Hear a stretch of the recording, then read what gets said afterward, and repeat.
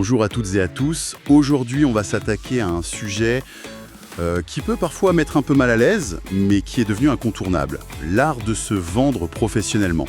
On va parler de marketing de soi, de personal branding. Et pour ça, on a mis la main sur un support de cours de Christelle Hébert qui propose une méthode vraiment structurée.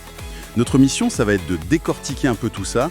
Comment est-ce qu'on se positionne, comment on se fait connaître sans avoir l'impression de devenir un VRP de soi-même, quoi. L'idée, c'est pas de s'inventer un personnage, mais plutôt de trouver comment on peut révéler son authenticité de manière stratégique.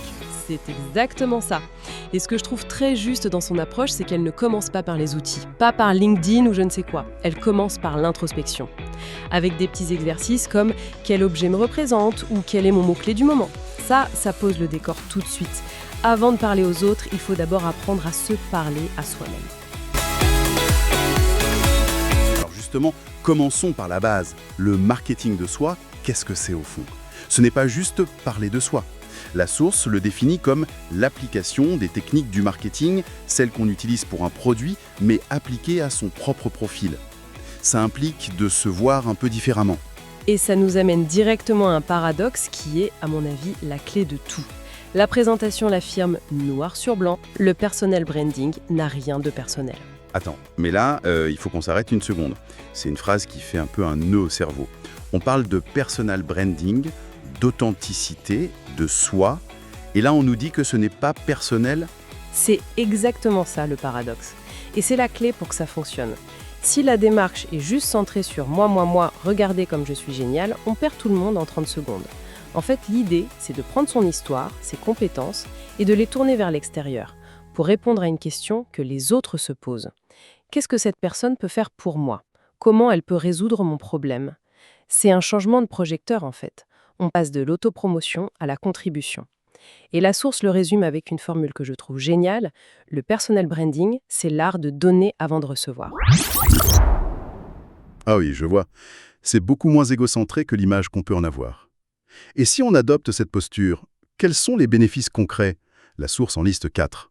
On dirait une sorte de cercle vertueux.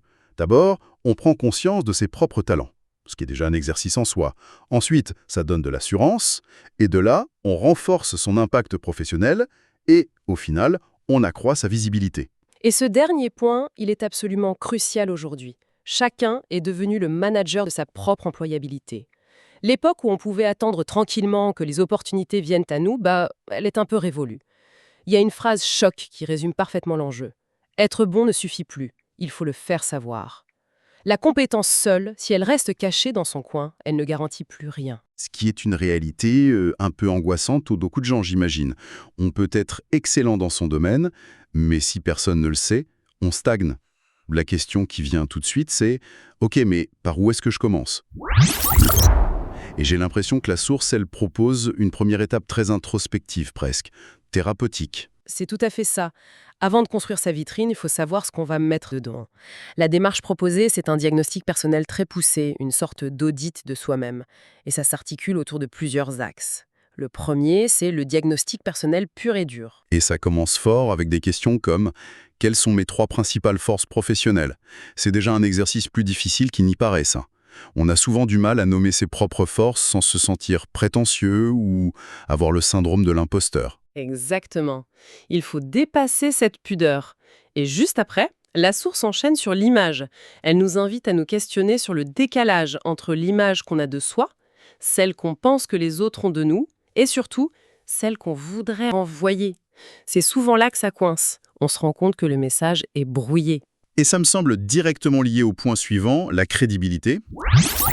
Quelles sont les preuves, les réalisations concrètes qui appuient ce que je dis? Et surtout, elle pose la question que tout le monde se pose, comment je parle de mes réussites sans avoir l'air arrogant? C'est tout un équilibre. Et enfin, le dernier axe, le plus profond, c'est l'influence. Là, il s'agit de trouver son pourquoi, sa vision, ses valeurs. C'est le moteur de tout.